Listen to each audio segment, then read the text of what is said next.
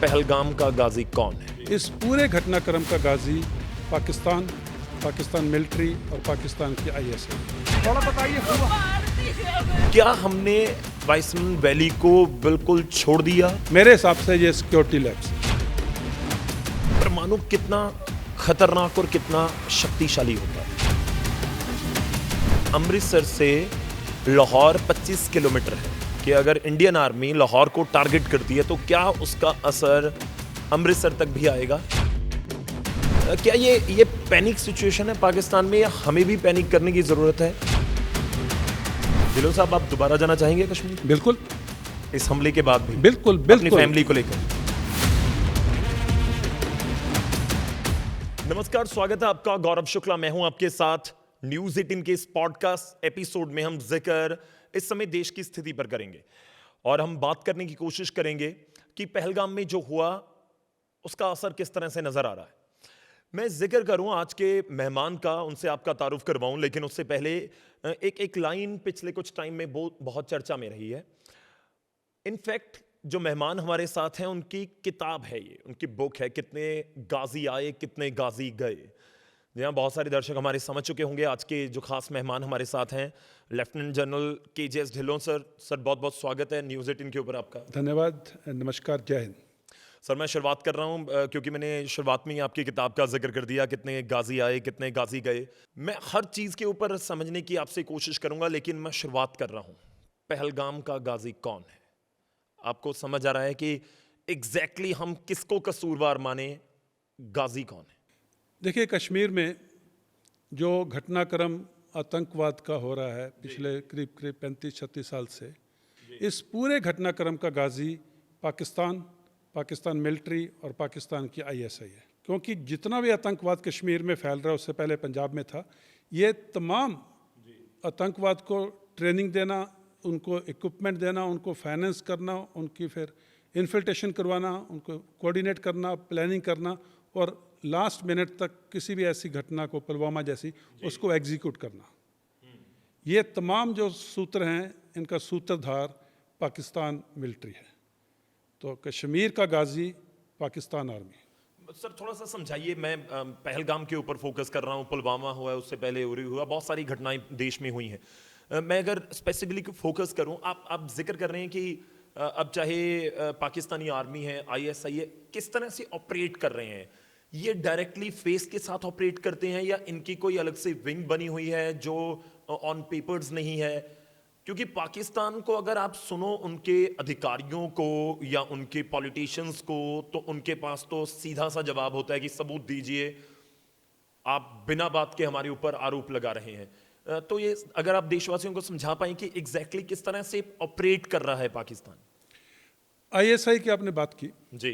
ISI Kashmir उनका एक main mission है और जो कश्मीर डेस्क आईएसआई में है, वो पूरा जो मैंने बात बताई पहले, सिलेक्शन ऑफ पोटेंशियल टेररिस्ट से लेकर के एग्जीक्यूशन ऑफ टेररिस्ट एक्ट्स, वो पूरा आईएसआई कंट्रोल करती है। इसके अलावा जो उनका कश्मीर डेस्क है, वो फॉरेन में भी अपने डायस्पोरा के थ्रू, अपने एजेंट्स के थ्रू, फॉरेन में भी कश्मीर का जो मुद्दा है उसको एकदम से, जिसको कहते हैं कि सुर्खियों में रखना चाहता है, वो भी करता है। इसके अलावा आईएसआई और भी बहुत से काम करती है, जिनमें सारे गंदे काम, जो लोकल पॉलिटिशियन को कैसे कंट्रोल करना, कैसे ब्लैकमेल करना, इलेक्शंस को कैसे रिग करना, और फौज की जो मजबूती पकड़ है जी, उसको कैसे पूरा रखना। तो ये सारे काम भी आईएसआई करती है, लेकिन उसका मेन जो डेस्क है वो है कश्मीर डेस्क। और उसमें जैसे मैंने बताया, पोटेंशियल टेररिस्ट को सिलेक्ट करना से लेकर के टेररिस्ट घटना को अंजाम देना और उसको इंटरनेशनल न्यूज़ में बनाए रखना जी, ये तमाम काम पाकिस्तान की आईएसआई, पाकिस्तान मिलिट्री के इशारे पे करती है। कुछ एक्शन तो आईएसआई के ऐसे हैं, जहाँ पाकिस्तान मिलिट्री की, जिनकी जो पॉपुलर, सो टू से पॉपुलरली इलेक्टेड गवर्नमेंट जी, जैसे नवाज शरीफ थे कारगिल के टाइम पे, नवाज शरीफ को मालूम ही नहीं था कि परवेज मुशर्रफ ने कारगिल में घुसपैठ कर दी है। और इस बार भी मुझे नहीं लगता शहबाज शरीफ को मालूम है कि पुलवामा में इतनी बड़ी घटना को अंजाम दे दिया है पाकिस्तान आर्मी और पाकिस्तान। मतलब पाकिस्तान के प्रधानमंत्री हैं नहीं है, एक ही बात है। अभी मैं आपको एक छोटी सी बात बताता हूँ। अभी पिछले पुलवामा के बाद में उनके जो पाकिस्तान आर्मी चीफ हैं वो एकदम अंडरग्राउंड हो गए। वो कोई इंटरव्यू नहीं दे रहे, किसी प्रेस ब्रीफिंग में नहीं आ रहे हैं, कहीं उनकी विजिट का कोई जिक्र नहीं हो रहा है।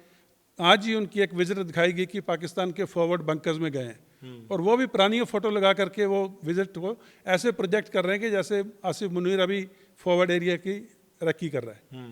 तो वो एकदम से बैकग्राउंड में हो गए जहाँ तो उसको बोला गया। ऐसा क्यों है सर कि वो क्योंकि अगर मैं लगातार आपको भी सुन रहा हूँ पिछले कुछ दिनों से कि आसिफ मुनीर की जो स्टेटमेंट है, टू नेशन स्टोरी हो या फिर हिंदू मुसलमान उसने जो किया, तो बहुत अग्रेसिव थी वो, तो एकदम से अंडरग्राउंड क्यों, वही डर गया या क्या हुआ? हाँ, वही उसी पे मैं आता हूँ। पर उससे पहले आज तक किसी को मालूम नहीं था कि पाकिस्तान का डिफेंस मिनिस्टर कौन है।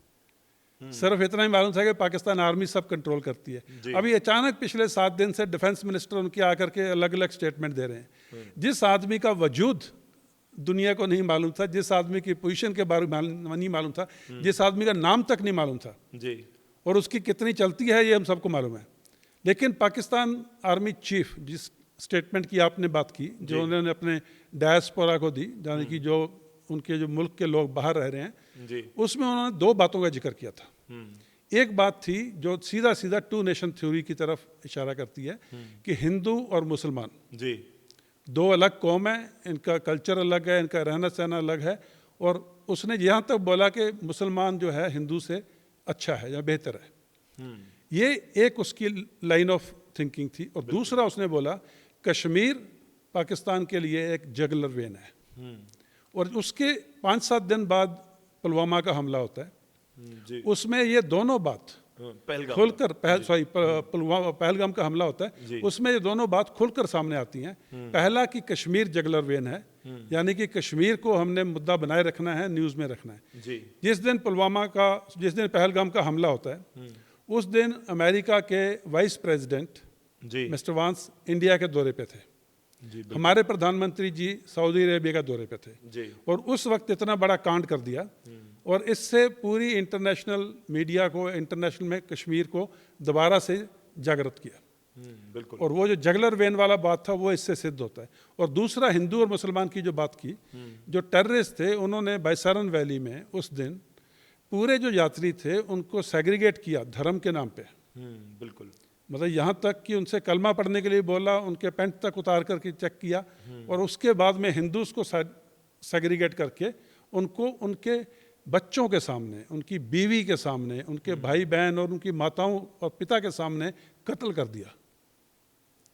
ये कोई जिहाद नहीं है, कोई जिहाद नहीं कहती, कोई धर्म की किताब नहीं कहती कि इस तरह से आप बिल्कुल जो मासूम लोग हैं, जिनका किसी के साथ कुछ लेना देना नहीं है, जो अपने छुट्टियां मनाने के लिए, घूमने के लिए आए थे, और उनके परिवार वालों के सामने आप इतनी बेरहमी से उनका कत्ल कीजिए, जी, तो ये जिहाद नहीं है।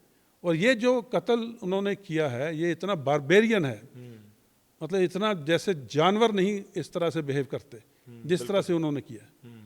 तो ये कोई सर आपको कोई मैसेज नजर आ रहा है पहलगाम अटैक में, जिस तरह से ये पूरी घटना को अंजाम दिया गया? आपने ऑलरेडी जिक्र कर दिया कि हिंदू स्पेसिफिकली ढूंढ के उनको क्योंकि अगर मैं गलत नहीं हूं तो 26 में से 24 हिंदू थे जिनको टारगेट किया गया। तो आपको इसके पीछे कोई मैसेज नजर आ रहा है कि क्यों इस तरह से किया गया, क्यों हुआ पहलगाम अटैक? देखिए पाकिस्तान में ना, पाकिस्तान में जब पाकिस्तान की अभी जो हालत है जी, उनकी जो इकोनॉमी है उसका, पाकिस्तान रुपए का डॉलर के बदले में आप देखिए क्या हालत है। उनका पेट्रोल डीजल की कीमतें देखिए, जो रोज़मर्रा की आटा चावल चीनी दालें उनकी कीमत देखिए। यहाँ तक कि हुक्मरान कहते हैं कि एक वक्त का खाना खाना बंद कर दीजिए। ये उनकी इकोनॉमी की हालत है। उनके फॉरेन रिजर्व्स की हालत देखिए, उनकी डिप्लोमेसी, जी, उनकी जो डिप्लोमेसी है उसमें देखिए, जब 370 को हटाया गया उस समय छोड़ के एक आधा देश किसी ने भी पाकिस्तान का साथ नहीं दिया। आज भी हमले के बाद भी 1-2 देशों को छोड़ के बाकी सब राइट थिंकिंग कंट्रीज हमारे हिंदुस्तान के साथ हैं। और उनकी जो मिलिट्री है उसके ऊपर अभी इल्ज़ाम लग रहे हैं। जाफर एक्सप्रेस जो कत्लेआम हुआ, जिसमें बलूच फ्रीडम फाइटर्स ने उसको पहले हाईजैक किया और फिर जो पाकिस्तानी सोल्जर्स थे उनको मारा, उसके बाद पाकिस्तान मिलिट्री की साख बहुत बुरी तरह गिर चुकी थी। अदरवाइज पाकिस्तान मिलिट्री पाकिस्तान को एकदम से ऐसे कंट्रोल करती थी जैसे देश उनका है, और असल में ऐसे ही है उनका। प्रधानमंत्री कौन है कौन नहीं है वो पाकिस्तान की मिलिट्री डिसाइड करती है। 1971 तक की लड़ाई जिसमें 93,000 लोगों ने सरेंडर किया, उसको भी उन्होंने अपने देश में एक जीत की तरह पर पेश किया। वो जमाना ठीक था, लेकिन आजकल के ज़माने में जब इंटरनेट आ गया है, सोशल मीडिया आ गया है, हर कोई अपने मोबाइल पे देख रहा है सच्चाई क्या है। और इस वक्त जो पाकिस्तान मिलिट्री के खिलाफ एक, जिसको हम कहते हैं कि एक विद्रोह की भावना उग रही है, क्योंकि वो एक राजा महाराजाओं की तरह रहते हैं। जो गरीब पब्लिक है, जो अवाम है, उसका बहुत बुरा हाल है। और उन्होंने पाकिस्तान की मिलिट्री को जिसको हम कहते हैं क्वेश्चन करना शुरू कर दिया, उनसे सवाल पूछने शुरू किए। आपको याद होगा एक वीडियोज आए थे जो 9 मई की घटना हुई थी, कोर कमांडर के घर में जाके फ्रिज में से उन्होंने लोगों ने सामान निकाल के देखा कि ये तो इस तरह से रह रहे हैं, ये तो बादशाहों की तरह रह रहे हैं। बिल्कुल। और अभी भी पाकिस्तान मिलिट्री को लोग बोलते हैं पाकिस्तान में ये जो दहशत गर्दी है इसके पीछे वर्दी है। पाकिस्तान मिलिट्री का जो कंट्रोल था वो इस तरह से शेक हो गया कि अभी उनको ये कंट्रोल वापस लाना था, जो आपने बोला मैसेज। और पाकिस्तान में सिर्फ 2 चीज़ हैं जो पूरे देश को एक साथ जोड़ती है। एक तो है धर्म और दूसरा है कश्मीर। और पुलवामा के पहलगाम के हमले के बाद ये दोनों मैसेज कि कश्मीर को अंतर्राष्ट्रीय खबरों में लाया गया और धर्म के नाम पे कत्ल किया गया, ये दोनों मैसेज पाकिस्तान के अवाम के लिए, ताकि उनका ध्यान जो गरीबी चल रही है, जो चोर चकारी चल रही है, जो करप्शन चल रही है, जो मिलिट्री का इस तरह से जैसे राजा महाराजा रहते हैं वो, और जो मिलिट्री की करप्शन है, मतलब उससे बिल्कुल ध्यान हटाने के लिए को यूज किया गया।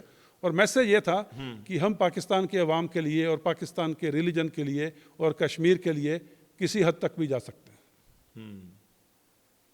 तो टूरिस्टों को टारगेट करना भी उसका एक पार्ट है।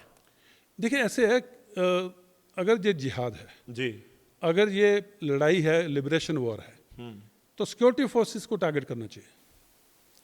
सिक्योरिटी फोर्सेस से 1-on-1 या कैसे भी है, आप एक गरीब या इनोसेंट या जिसके पास हथियार नहीं है, जो बच्चों के साथ घूमने आया है, जिसमें कैपेबिलिटी नहीं है कि वो रिटेलिएट कर सके या आपके ऊपर पलटवार कर सके, आप उसको एक ऐसी जगह पे जहाँ से सड़क 40 मिनट की दूरी पर है, जहाँ पे मोबाइल का कम्युनिकेशन बहुत वीक है, मैसेज भी पास करना मुश्किल है, वहाँ जाकर आप इनोसेंट टूरिस्ट को टारगेट करते हो, बच्चों के सामने कत्ल करते हो, उनकी पत्नियों के सामने कत्ल करते हो, क्योंकि इंडियन आर्मी या इंडियन सिक्योरिटी फोर्सेस को टच करने की उनकी हिम्मत नहीं है।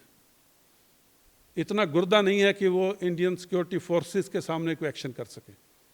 लेकिन पीछे से पाकिस्तान से हुक्म आया कि करना है, तो निहत्थे टूरिस्ट को कत्लेआम किया बच्चों के सामने।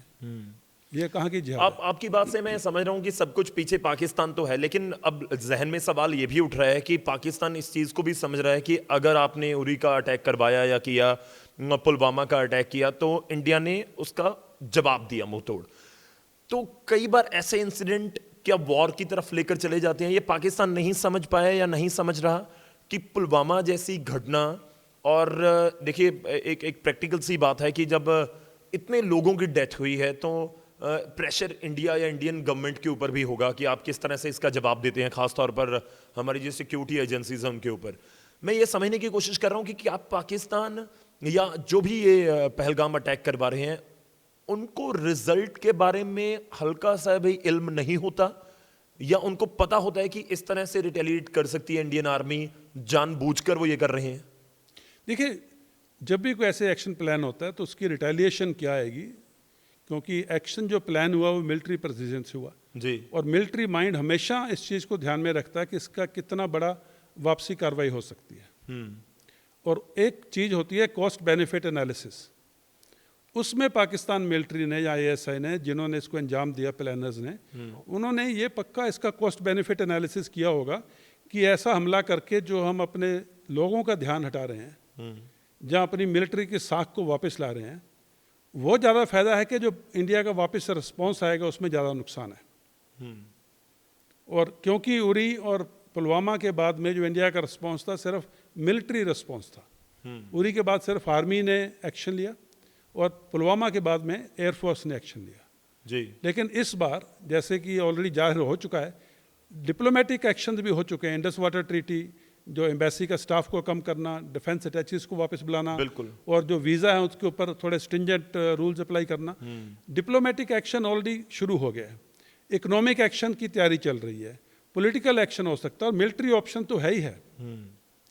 इस बार military option in conjunction with diplomatic option, economic option और पॉलिटिकल ऑप्शन, और कुछ एक ऑप्शन ऐसी होती हैं जिनके बारे में जिक्र नहीं करते मुल्क, और साम दाम दंड भेद, इस बार वो तमाम चीज़ इस्तेमाल की जाएंगी ताकि पाकिस्तान दोबारा से इस तरह की हरकत ना करे।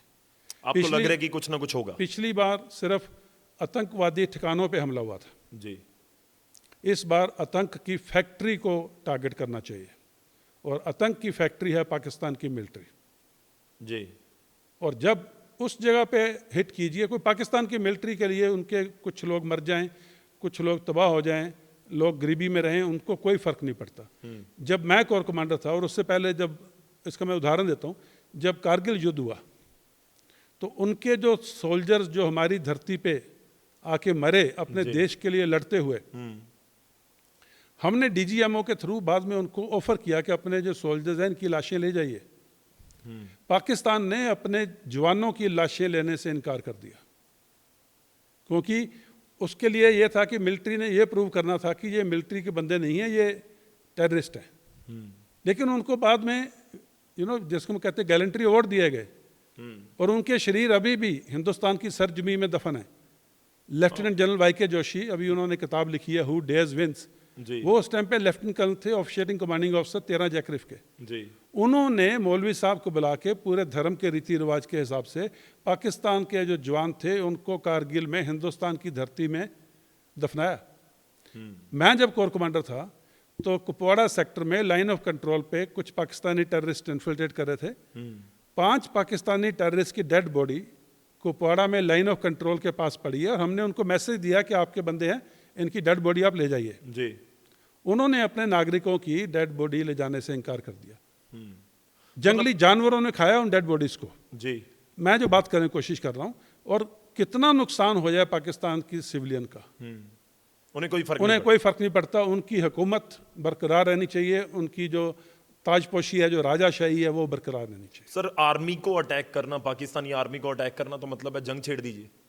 देखिए, जैसे मैंने आपको बोला, साम दाम दंड भेद जी। और आज का जो पाकिस्तान है, जैसे मैं पहले बताया, इकोनॉमिक बुरी तरह से डाउन है, डिप्लोमेटिक बुरी तरह से डाउन है, मिलिटरली बुरी तरह से डाउन है, अंदरूनी हालात बिल्कुल ठीक नहीं है। खैबर पख्तूनख्वा, गिलगित बाल्टिस्तान, बलोचिस्तान, सिंध जी, सब जगह सरकार के खिलाफ और मिलिट्री के खिलाफ आवाज़ उठ रही है। वहाँ पे बड़े बड़े जिसको हम कहते हैं मुजाहरे हो रहे हैं। अभी सिंध और पंजाब के बीच में चोलिस्तान डेजर्ट है, जो पंजाब के बिल्कुल साउथ में है, और सिंध जहाँ से शुरू होता है वहाँ पे नॉर्थ में है जी। आसिफ मुनीर का एक बड़ा फेवरेट प्रोजेक्ट है कि चोलिस्तान का जो रेगिस्तान है उसको हरा करना है, और इंडस रिवर का पानी कनाल्स बना करके चोलिस्तान में ले जा रहे हैं और सिंध को नहीं दे रहे। जबकि इंडस रिवर या सिंध रिवर और सिंध प्रोविंस, सिंध का नाम ही इंडस रिवर से पड़ा है। बिल्कुल। और उसी का पानी उसको नहीं दे रहे। उसके लिए बहुत बुरी तरह से वहाँ पर सिविल डिसोबीडियंस चल रही है। ट्रकों की लाइन लगी हुई है सड़कों के ऊपर, और वहाँ पे हंगामा हो रहा है। पाकिस्तान ये खबरें बाहर नहीं आने देता। बिल्कुल। लेकिन क्योंकि पंजाबी पाकिस्तानी मुसलमान अपने आप को कश्मीरी से, गिलगित बाल्टिस्तानी से, पठान से, बलूचिस्तानी से, या बलोच से और सिंधी से, जी, उन सब लोगों से अपने आप को सुपीरियर समझता है, जो पाकिस्तानी पंजाबी मुसलमान है। जबकि पंजाब एक छोटा सा प्रोविंस है, लेकिन पाकिस्तान की मिलिट्री में 80% पंजाबी हैं अफसर काडर में, और जितने भी उनके बड़े पॉलिटिशियन हैं सब पंजाब से हैं। और उनके लिए ये बाकी के तमाम लोग, चाहे वो अहमदिया हैं, चाहे वो शिया हैं, चाहे वो सिंधी हैं, चाहे वो पश्तून हैं, चाहे वो बलोच हैं, चाहे वो गिलगित बाल्टिस्तानी हैं, चाहे वो कश्मीरी हैं, उनके लिए वो लो कास्ट है। मैं आपकी बात से समझ रहा हूं कि जिस तरह से पाकिस्तान के पंजाबी मुसलमानों ने आर्मी के ऊपर कब्जा किया हुआ है, जो 80% आप बोल रहे हैं, तो इसका मतलब ये है कि पाकिस्तान के अंदर अलग अलग आपको सेगमेंट्स नजर आ रहे हैं कि अगर वॉर जैसी स्थिति हो भी गई तो ये इकट्ठे नहीं हो पाएंगे। देखिए, वार की स्थिति से पहले जी, आज भी गिलगिट बाल्टिस्तान में मुजाहरे चल रहे हैं फॉर इंडिपेंडेंस। आज़ाद कश्मीर का, हमारा कश्मीर देखिए आप, कश्मीर में जाइए, मैंने इतने टेन्योर किए हैं, हर कश्मीरी भाषा में बात करता है। उसके अलावा डिपेंडिंग कि उसने कितनी पढ़ाई की है, वो इंग्लिश भी बोल सकता है, हिंदी भी बोल सकता है, डोगरी भी बोल सकता है, लेकिन कश्मीरी 100% लोग कश्मीरी बोलते हैं। जबकि पाकिस्तान ऑक्युपाइड कश्मीर जी, उन्होंने कश्मीरी भाषा को ही तहस नहस कर दिया। जितनी कश्मीरी लोग थे, पूरे पंजाबी मुसलमान आके पाकिस्तान ऑक्युपाइड कश्मीर में बस गए। यहाँ तक कि जो गिलगिट बाल्टिस्तान ऊपर से चाइना से सीपैक का रास्ता आ रहा है, उसके साथ साथ तो जो चाइनीज लैंग्वेज मैंडरिन जी, चाइनीज लैंग्वेज सिखाने के लिए वहाँ पे स्कूल खुल गए हैं। और किसी भी सोसाइटी को अगर आपने बर्बाद करना है तो उसकी भाषा को बर्बाद कर दो। माँ बोली, बिल्कुल, या मदर टंग, मातृभाषा जी, क्यों बोलते हैं कि ये बोलते हैं कि ये पीढ़ी दर पीढ़ी आपको कनेक्ट करती है आपकी रूट्स के साथ। आप अपनी माँ के साथ, आपकी माँ आपकी नानी के साथ, नानी आपकी परनानी के साथ। बिल्कुल, और वो जो थ्रेड है, वो जो लीनियज है, वो जो डीएनए है, उसको अगर बर्बाद करना है तो उस इलाके की, उस कम्युनिटी की, उस स्टेट की भाषा को आप ख़त्म कर दीजिए। और यही पाकिस्तान ने किया है कश्मीर में, यही कर रहा है गिलगिट बाल्टिस्तान में। जबकि पंजाबी भाषा है पंजाब की, बिल्कुल, उर्दू जो है पंजाब की भाषा नहीं है, पश्तो है केपीके की भाषा, बलोच भाषा है बलोचिस्तान की, सिंधी है सिंध की, जी, लेकिन सबके ऊपर उर्दू थोपी जा रही है। ये वहां का मतलब मैं आपकी बात से ये समझ रहा हूं कि पाकिस्तान, जैसे अभी बहुत चर्चा होती है कि पीओके भी भारत का हिस्सा है, वो हम वापस ले लें, तो इसका मतलब ये भी समझा जाए कि अगर वॉर जैसी स्थिति होती है तो पाकिस्तान को साथ नहीं मिलेगा, पाकिस्तान की आर्मी को, पाकिस्तान के लोगों का।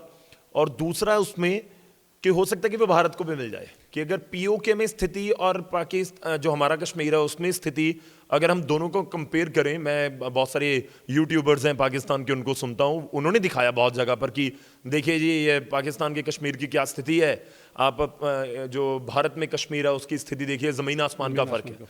तो अब पॉइंट ये है कि क्या वो लोग भी चाह रहे हैं कि हमारी ओर आ जाएं, या पीओके, क्या ये पॉसिबल है कि पीओके को भारत में मिला लिया जाए? और अगर जंग जैसी स्थिति होती है तो क्या इस बार इसका नतीजा पीओके इंडियन कश्मीर बन जाएगा? देखिए, ये कब बनेगा, कैसे बनेगा, किन हालात में बनेगा, वो गवर्नमेंट का डिसीजन है, किस लेवल की जंग करना चाहते हैं जी। लेकिन जो आज का हालात, जैसे मैंने पहले आपको जिक्र किया, जो पाकिस्तान का आज का हालात है, इकोनॉमिक्स के ऊपर मैंने बात की, डिप्लोमेसी पे की, पॉलिटिक्स, तो जो भी उनका प्रधानमंत्री बनता है जी, जब उतरता है तो जहाँ तो जेल जाता है, जहाँ फरार हो जाता है। बिल्कुल। और अभी मैं बात करता हूँ उनकी मिलिट्री की। आप देखिए, ऊपर से शुरू करो, अफगानिस्तान, जी, तालिबान का राज है, और पाकिस्तान को ऐसे लगता था तालिबान तो शायद हमारा खुद का भाई है, सका भाई है।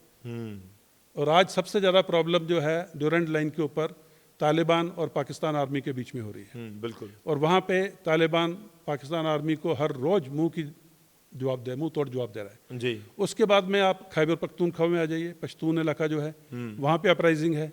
उसके बाद बलूचिस्तान में आ जाइए, बलोच फ्रीडम फाइटर्स तो हर रोज पाकिस्तान आर्मी का नुकसान कर रहे हैं। और सिंध में मूवमेंट चल रही है, और गिलगिट बाल्टिस्तान में मूवमेंट चल रही है, पीओके में मूवमेंट चल रही जी। है। तो पाकिस्तान आर्मी आज की ईरान के साथ बॉर्डर जो है वहाँ पे भी संबंध अच्छे नहीं है। तो आज के दिन पाकिस्तान आर्मी बुरी तरह से स्ट्रेच्ड है। और जो उनका ईस्टर्न बॉर्डर है, यानी कि जो इंडिया के साथ बॉर्डर पड़ता है, हमारा जो वेस्टर्न बॉर्डर है लद्दाख से लेकर के अपना गुजरात तक, जी, उस बॉर्डर के ऊपर जो उनकी डिप्लॉयमेंट है वो बहुत थिन है। थिन है मतलब बहुत पतली है, क्योंकि चारों तरफ मिलिट्री को कंट्रोल करना है। और अगर जो आप बात कर रहे हो पीओके को वापस लेना, पीओके को वापस लेना हमारी पार्लियामेंट का रेजोल्यूशन है, बिल्कुल यूनानिमस रेजोल्यूशन है जो हमारी पार्लियामेंट ने या लोकसभा राज्यसभा ने दिया है। तो ये तो एक देश के लिए एक टारगेट है, एक मिशन है। जी, किसी भी डेमोक्रेसी में जो पार्लियामेंट का रेजोल्यूशन है वो सुप्रीम होता है। बिल्कुल। तो वो जो देश ने हमारे को एक मिशन दिया है, एक मैंडेट दिया है, उसको पूरा करने के लिए आज का समय, जैसे मैंने अब आपको बताया, मिलिट्री का बुरी तरह से फैलना, इकोनॉमिकली बिल्कुल डाउन है, मिलिटरली उनके जो वॉर वेस्ट रिजर्व्स हैं बहुत लो लेवल पे हैं। इतना कि पैसा नहीं है, उन्होंने अपने जो एम्युनिशन हैं वो यूक्रेन को बेचे हैं। जी, रशिया यूक्रेन वॉर में डॉलर लिए हैं। तो ये मौका सबसे सही मौका है बाकी क्या होता है कि देश की हुकूमत या देश के अभी आज के कमांडर वो प्लानिंग करते हैं कि हमने किस हद तक लड़ाई को लेके जाना है। और यहाँ पर मैं एक बात और बता दूं, जब भी किसी दो मिलिट्रीज का कंपैरिजन होता है जी, तो उन दो मिलिट्रीज का एक दूसरे के खिलाफ कितनी देर तक वो लड़ाई जारी रख सकते हैं। जैसे अभी यूक्रेन रशिया वॉर देखिए, अभी 2023 की मार्च से चल रही है, बिल्कुल 2 साल ही हो गए हैं। 2 साल हो गए। और उधर आप हमस और इजराइल की लड़ाई देख लीजिए, 1.5 साल हो गए। जी, तो कितनी देर एक देश और दूसरा देश उस लड़ाई को लड़ सकता है, उसको कहते हैं वॉर फाइटिंग स्टेमिना। जैसे जो एथलीट होता है वो दौड़ता है, बिल्कुल। जब वो थक जाता है या गिर जाता है तब उसको बोलते हैं तेरा स्टेमिना खत्म हो गया। तो वॉर फाइटिंग स्टेमिना जो है इंडिया वर्सेस पाकिस्तान, इंडिया का वॉर फाइटिंग स्टेमिना पाकिस्तान से कई गुना ज़्यादा है। हमारी मिलिट्री पाकिस्तान से कई गुना स्ट्रॉन्ग है या ताकतवर है। और 2019 में जब बालाकोट एयर स्ट्राइक हुई, उसके बाद में Indian air force, Indian navy, Indian army, जी, जो नए हथियार आए हैं, जो नई टेक्निक्स आई हैं, जो नई इक्विपमेंट आए हैं, जो नए एम्युनिशंस आए हैं, उससे जो हमारी लड़ाई की क्षमता, वॉर फाइटिंग कैपेबिलिटी, जी, वो कई गुना बढ़ गई है। और पाकिस्तान का उसी समय में कई गुना नीचे गई है। मेरे जहन में सवाल आ रहा है कि जो, क्योंकि मैं तो उस समय पैदा भी नहीं हुआ जब ये वॉर्स हुई हैं, खासतौर पर 65, 71 वाली, करगिल को अलग तरीके से लड़ा गया। तो ये शॉर्ट टर्म जंग होगी या हो सकती है, या ये लॉन्ग टर्म हो सकती है? आपके जवाब से मैं ये इसलिए सोच रहा हूँ कि पाकिस्तान अगर ज़्यादा देर तक सर्वाइव नहीं कर पाएगा तो उनके पास तो कोई सॉल्यूशन नहीं है। अब आप पाकिस्तान के लीडर्स के स्टेटमेंट्स को उठाकर देखिए तो हर रोज़ वो क्या बोल रहे हैं, उनके पास एक ही चीज़ होती है घूम फिर के, न्यूक्लियर, परमाणु परमाणु परमाणु, बस यही बोलना शुरू कर रखे हैं वो। क्या ये पैनिक सिचुएशन है पाकिस्तान में, या हमें भी पैनिक करने की ज़रूरत है? ये लॉन्ग टर्म होगी या शॉर्ट टर्म होगी? किस तरह से आपको लगता है कि अगर ऐसा कुछ मिलिट्री एक्शन हुआ? देखिए, इसमें दो चीज़ होती हैं। एक होता है कि जो फर्स्ट रिस्पॉन्स अभी इंडिया का जाएगा, जी, जब भी जाता है, जहाँ पर भी जाता है, वो एक टीचिंग अ लेसन, एक सबक सिखाने वाला रिस्पॉन्स रहेगा, मिलिट्री, पॉलिटिकल, डिप्लोमेटिक, इकोनॉमिक। उसके बाद पाकिस्तान का क्या रिएक्शन होता है, उसके बाद फिर दूसरा रिस्पॉन्स जो इंडिया का जाएगा वो पहले वाले से ज़्यादा स्ट्रॉन्ग होगा। फिर पाकिस्तान का क्या इसको कहते हैं एस्केलेशन लैडर, कि आप जो जंग को ऊपर ऊपर ले जाते हो, वो सीढ़ी जो है एक एक कदम करके ऊपर चढ़ते हैं। जी, और वो जो एस्केलेशन लैडर है, उसमें जंग अगर तो पाकिस्तान मान लो पहले रिस्पॉन्स के बाद कुछ नहीं करता है तो उसका भला है। लेकिन जितनी वो जंग को लंबा करेगा, जितनी एस्केलेशन को ऊपर लेके जाएगा, जैसे मैंने बात की वॉर फाइटिंग स्टेमिना, जी, और हमें मालूम है उसके हथियार कहाँ पड़े हैं, उसके एम्युनिशन डंप्स कहाँ पर हैं, उसकी सेंसिटिव इक्विपमेंट कहाँ पे है, उससे कॉस्टली एक्सपेंसिव वेपन सिस्टम्स कहाँ पर हैं। और हिंदुस्तान का ये एम रहेगा कि वो सारी चीज़ें पहले झटके में निकाल दें। अगर लड़ाई लंबी, कि उनको भी पता होगा हमारे कहाँ है। एक मिनट, जी, हाँ, उनको भी पता होगा हमारे कहाँ पर है। वही मैं कहता हूँ कि दो जो वॉर फाइटिंग कैपेबिलिटी या जो हमारी रेशो है, जी, उसमें इंडियन आर्मी इतनी ज़्यादा स्ट्रॉन्ग है कि अगर जितने हम उनके बर्बाद करते हैं उतने वो हमारे बर्बाद करते हैं, उसके बाद हमारे पास बहुत कुछ बच जाएगा, उसके पास नहीं बचेगा।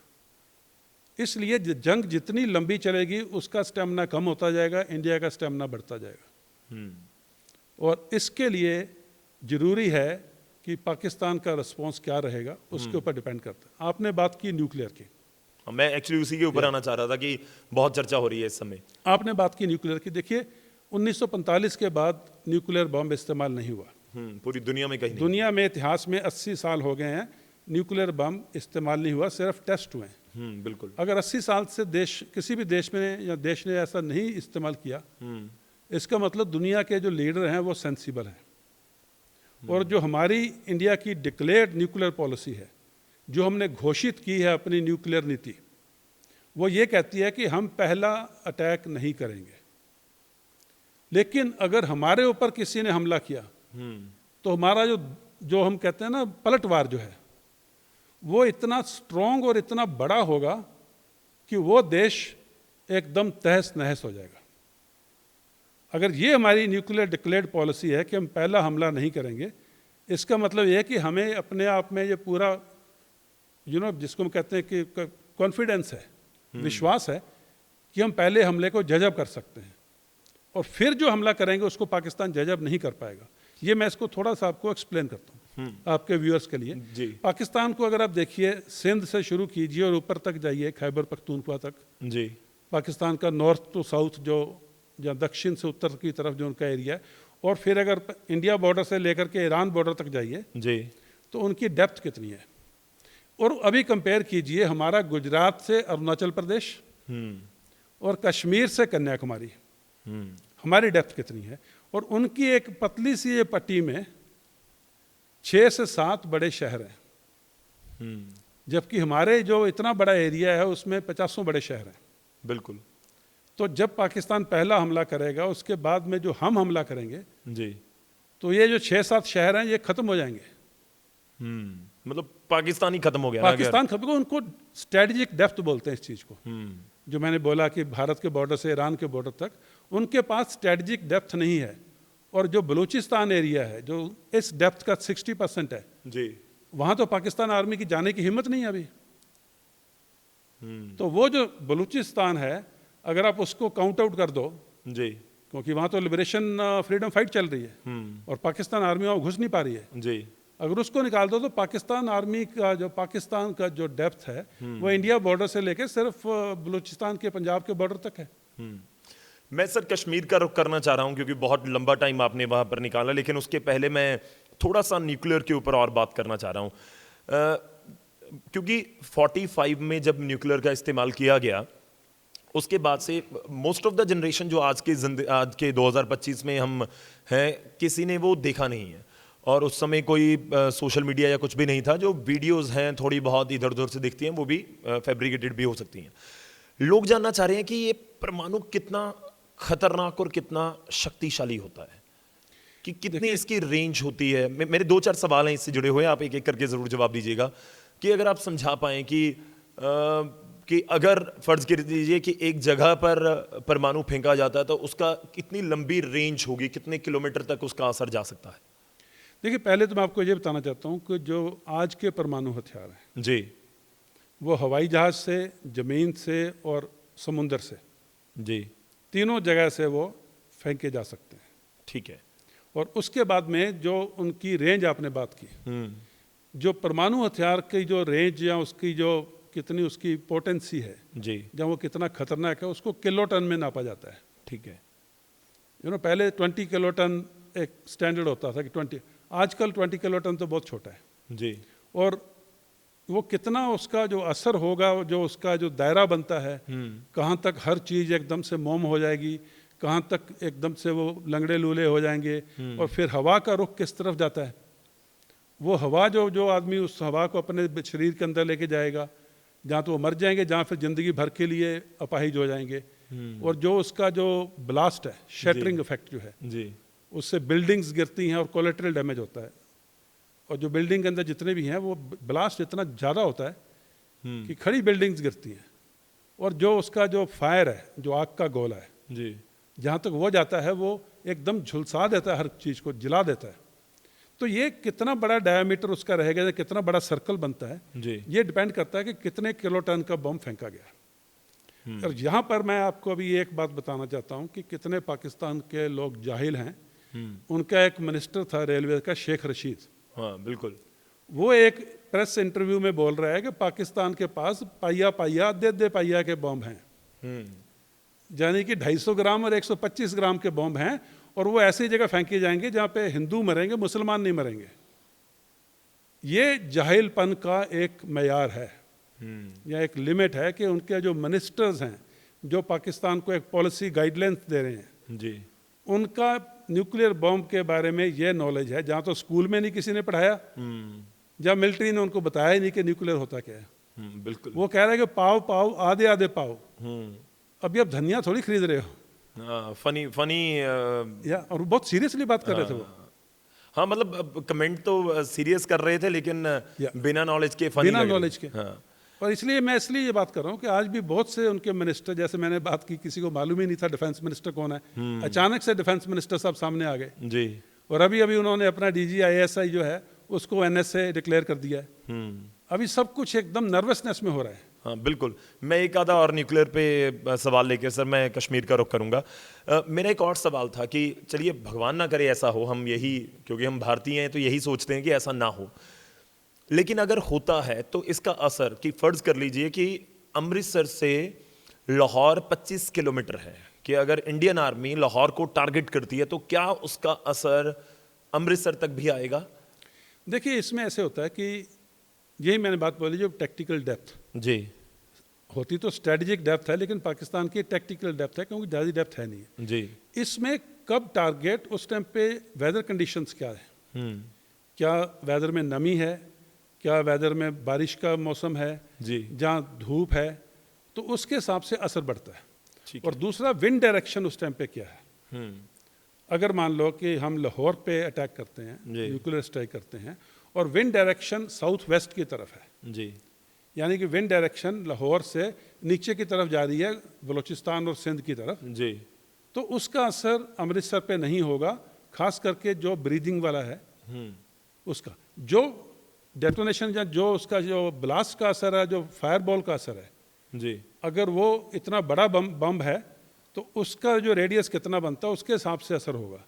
लेकिन अगर हम लाहौर को टारगेट करते हैं तो हम ये निश्चित करेंगे कि हमारे आईबी के इस तरफ उसका असर नहीं आए, और उस टाइम पे उसको फायर करेंगे जब हवा का रुख पाकिस्तान के लाहौर से उस तरफ को है, उनके सिंध की तरफ। मतलब मैं आपकी बात से ये समझ रहा हूँ कि परमाणु इतना खतरनाक है कि क्योंकि अगर 25 किलोमीटर लाहौर से अमृतसर है, मतलब इसका हो सकता है कि 100 किलोमीटर तक भी असर हो, इतना वही मैं बता खतरनाक रहा हूँ, कि रेंज मतलब उसकी इसका सब कुछ डायमीटर में नापा जाता है, जी और वो जो डायमीटर है वो डिपेंड करता है कि उसका जो कितने किलोटन का आपने परमाणु हथियार इस्तेमाल किया। तो selection of target and matching of the bomb, जी ये एक बहुत सोची समझी मिलिट्री टेक्निक होती है जी कि जैसा टारगेट है उससे मैचिंग जो है बॉम्ब इस्तेमाल किया जाए, और वो बॉम्ब ऐसा इस्तेमाल किया जाए कि हमारे अगर ट्रुप्स भी उसके आसपास हैं, जी किस दिशा में है, कितनी दूरी पे हैं, हमारा जो देश के जो वासी हैं, जो हमारे गांव में जो शहर हैं, किस दिशा में है, कितनी दूरी पे हैं, ये सब चीज़ ध्यान में रखते हुए, हवा का रुख ध्यान में रखते हुए, और पोटेंसी जो वेपन की है उसको ध्यान में रखते हुए, जी तब ये जो टारगेट एंड वेपन की मैचिंग होती है। मेरा एक और सवाल था, मेरे को लगता है बहुत सारे लोग होंगे जिनके जहन में आ रहा होगा कि अगर पाकिस्तान ऐसा कोई वेपन लॉन्च करता है तो वो गिरने के बाद ही हमें पता लगता है या फिर उससे पहले भी कि उनकी कोई मिसाइल आ रही है या कोई प्लेन आ रहा है, या जैसे आपने कहा कि अलग अलग तरीके से उसको लॉन्च किया जा सकता है, क्या उसके साथ के साथ हमें पता लग जाएगा? मेरा सवाल इसलिए है कि क्या उसको हवा में ख़त्म किया जा सकता है अगर भारतीय, चाहे वो नेवी है, चाहे वो एयरफोर्स है या इंडियन आर्मी है, उनको पता लगता है, तो उसके ऊपर कैसे रिएक्ट किया जा सकता है जब वो हवा में होगा? देखिए जब लड़ाई होती है ना, जी तो सेम जो आपके एसेट्स हैं, चाहे वो हवा के हैं, चाहे ज़मीन के हैं, चाहे वो किश्ती के हैं या पनडुब्बी के हैं, सेम एसेट वो नॉर्मल जो कन्वेंशनल एम्यूनिशन है वो फायर कर रहे हैं। ठीक है। शिप से देखिए, मान लो क्रूज मिसाइल फायर हो रही है, और उसी शिप से ही न्यूक्लियर भी फायर हो सकता है। तो इसलिए एक न्यूक्लियर का होता है कि न्यूक्लियर बॉम्ब कभी भी इकट्ठा नहीं रखा जाता, ओके कि एक्सीडेंटली डेटोनेशन या कुछ भी होने से या लीकेज होने से, ये 2-3 अलग अलग जगह पे रखा जाता है जिसकी हमेशा सर्वेलेंस रहती है। और जब इसको मेटिंग करना होता है, लफ्ज़ है मेटिंग, जबकि उनको जोड़ना होता है आपस में, कपलिंग करनी होती है। जी अगर किसी देश ने सोच लिया कि अभी मैंने न्यूक्लियर इस्तेमाल करना है, तो वो इस जगह से एक हिस्सा उठाएगा, उस जगह से दूसरा उठाएगा, और तीसरी जगह जहाँ से फायर करना उसके पीछे उसको लेके आएगा। जी और जब ये मेटिंग की कार्रवाई शुरू हो जाती है, इसका मतलब कि इस देश ने अभी मन बना लिया है कि वो हमला करेगा, तो एज एन इंडियन हम उसको फर्स्ट स्ट्राइक मानते हैं।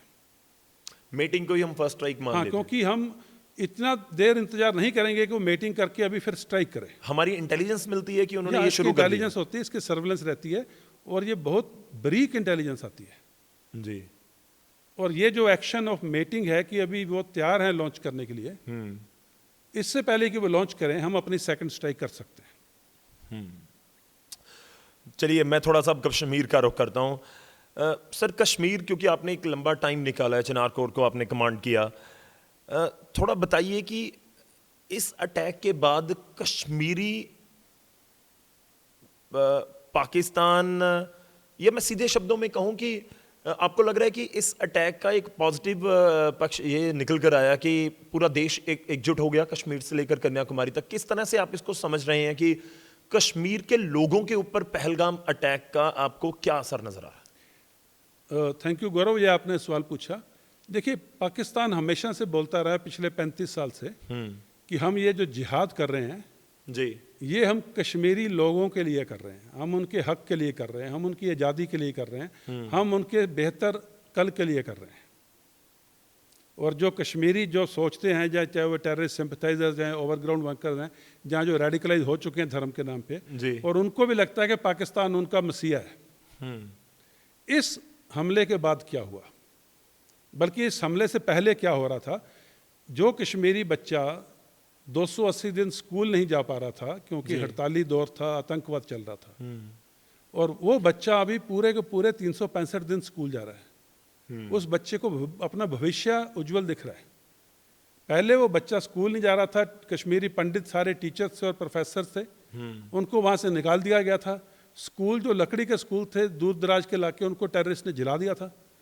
बच्चे के पास स्कूल नहीं है, टीचर नहीं है, और उसके बाद में अगर वो बड़ा हो भी जाएगा तो उसके पास वो इतनी बैकग्राउंड या इतना बेस नहीं है कि वो अपना मेडिकल कॉलेज, इंजीनियरिंग कॉलेज, जहाँ किसी सिविल सर्विसेज, जहाँ अच्छी यूनिवर्सिटी में एडमिशन के लिए कंपटीशन लड़ सके।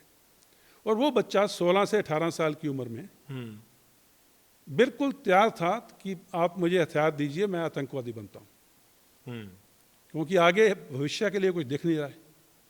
अभी वो बच्चा अच्छे स्कूल में जा रहा है, अच्छी पढ़ाई कर रहा है, उसको अपना भविष्य दिख रहा है, और अभी वो बच्चा घर में, क्योंकि पिछले 5-6 साल में, खास करके 5 अगस्त 2019 आर्टिकल 370 के एब्रोगेशन के बाद में जो खुशहाली आई है, जो वहाँ पे इंडस्ट्री आ रही है, जो मल्टीनेशनल्स आ रहे हैं, अभी वहाँ पे सिनेमा हॉल्स खुले हुए हैं, और जो टूरिस्ट आ रहे हैं, इतना पैसा आ रहा है जी, जो ढाबे वाला है वो अपना ढाबा अच्छे से चला रहा है, जो रेस्टोरेंट वाला है उसका रेस्टोरेंट चल रहा है, जो होटल वाला है वो कमाई कर रहा है, जो उसका स्टाफ है वो कमाई कर रहे हैं, जो कारपेट, नमदा, गाबा बना रहा है वो अपना सामान बेच रहा है, ड्राई फ्रूट वाले का ड्राई फ्रूट बिक रहा है, शॉल वाले का शॉल बिक रहे हैं, जिसका वॉलनट का फर्नीचर का काम है वो अपना फर्नीचर बेच रहा है। बिल्कुल बिल्कुल। और ये सब जब हो रहा था तो खुशहाली थी, जिसके घर में पहले 500 रुपया नहीं आता था, और माँ बच्चे को बोलती रही जा पत्थर फेंक, 500 रुपया लेके आ, और वहाँ बच्चा पत्थर फेंकते हुए गोली का शिकार हो जाता था, जहाँ पत्थर फेंकते हुए इतना रेडिकलाइज हो जाता था कि आतंकवादी बन जाता था बाद में, और फिर सिक्योरिटी फोर्सेस की गोली का शिकार हो जाता था।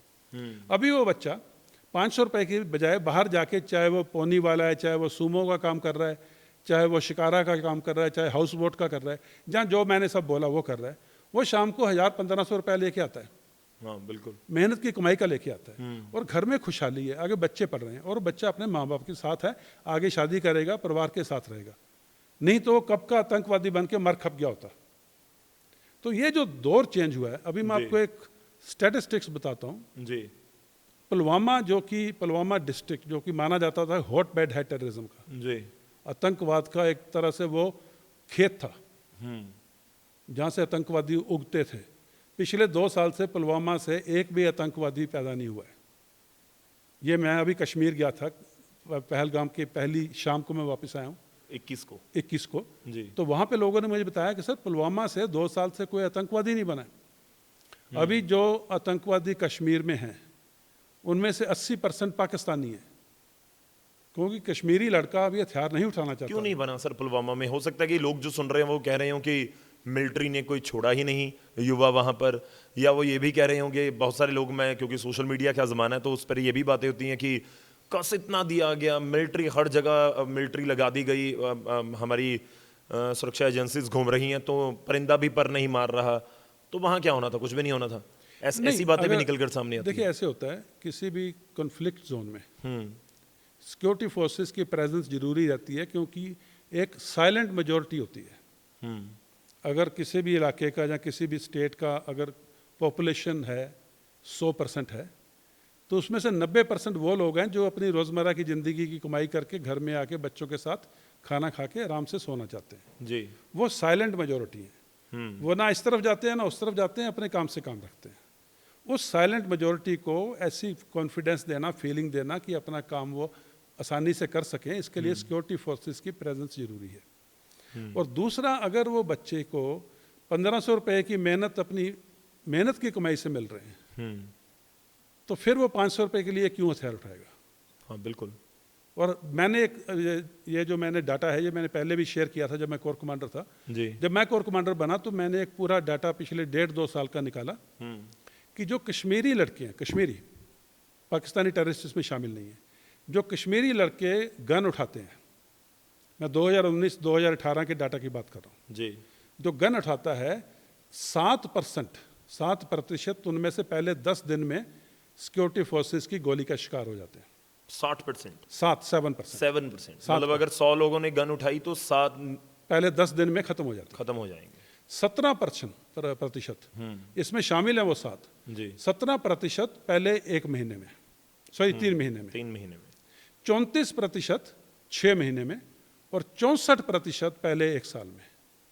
यानी कि ये शेल्फ लाइफ है टेररिस्ट की। मतलब आप कह रहे हैं कि गन उठाने के 1 साल में मोस्ट ऑफ द जो बच्चे हैं, युवा हैं, जो टेररिस्ट हैं, जो बन गए, ये 64% तो वो हैं जो मर गए, 10-15% होते हैं जो वापस आ जाते हैं। इसका मतलब जो सर्वाइवल है वो सिर्फ 15% ही रहता है 1 साल के बाद। तो अगर ये शेल्फ लाइफ है, ये बात मैंने माताओं को बताई वहाँ पे कोर कमांडर प्रेस कॉन्फ्रेंस में बताई। मेरी किताब जिसका आपने जिक्र किया, कितने गाजी आए कितने गाजी गए, उसमें इसका पूरा डिटेल में बताया गया। और इसके अलावा एक हमने और एनालिसिस किया कि जितने भी कश्मीरी बच्चे गन उठाते हैं, जी, अभी मैंने पत्थरबाजी का जिक्र किया, जितने भी कश्मीरी बच्चे गन उठाते हैं, यानी कि जो टेररिस्ट बनते हैं, उनमें से 83%, 83% किसी न किसी टाइम पे पत्थरबाज रह चुके थे। यानी कि अगर आज का बच्चा पत्थरबाजी करने गया है तो ये फ्यूचर में टेररिस्ट बनने का 83% जो टेररिस्ट बनते हैं उनमें से 83% का बैकग्राउंड पत्थरबाज था। तो मैंने एक बात बोली थी जो वहाँ की माताओं को समझ आई, और फिर एक ऑपरेशन माँ चला था जी, जिसमें 2019-20 में 50 से ज़्यादा लड़के वापस आए थे। मैं सरेंडर नहीं बोलता हूँ, कि सरेंडर के साथ एक सोशल स्टिग्मा अटैच्ड है। तो ऑपरेशन माँ के तहत जब माताओं ने या उनके रिश्तेदारों ने उनको बोला बच्चों को वापस आइए, और ये इसलिए बोला नहीं वापस आए से कि गन जिसको सरेंडर बोलते हैं, नहीं मैं समझ रहा हूँ कि वापस आए थे तो उनको आपने अरेस्ट कर लिया, मतलब आर्मी ने अरेस्ट कर लिया या उनको घर भेजा वापस? मैं बताता हूँ। उससे पहले मैं पिछली बात खत्म कर लूँ जी। जब जो टेररिस्ट बनता है वो 83% पहले पत्थरबाज रह चुका होता है, ठीक है, और जो टेररिस्ट बनता है उसका मोस्टली चांस है कि पहले 1 साल में खत्म हो जाएगा। तो मैंने ये बोला था, आज का पत्थरबाज, माँ तो कहती है ना 500 रुपये लेके आ जा पत्थर फेंक किया, उसका मतलब यह है कि आज का पत्थरबाज कल का टेररिस्ट, परसों की डेड बॉडी। अभी फैसला माँ के हाथ में। वो अपने बच्चे को आज 500 रुपये में पत्थर दे के भेजती है और परसों उसका जनाजा उठाएगी, या आज वो पत्थरबाजी से उसको रोकती है, पढ़ने के लिए बोलती है, और परसों को बच्चा खुशहाली से शादी करेगा, अपने परिवार के साथ रहेगा। तो ये बात जब माताओं को बताई गई, फिर जो ऑपरेशन माँ की सक्सेस थी वो सामने आई।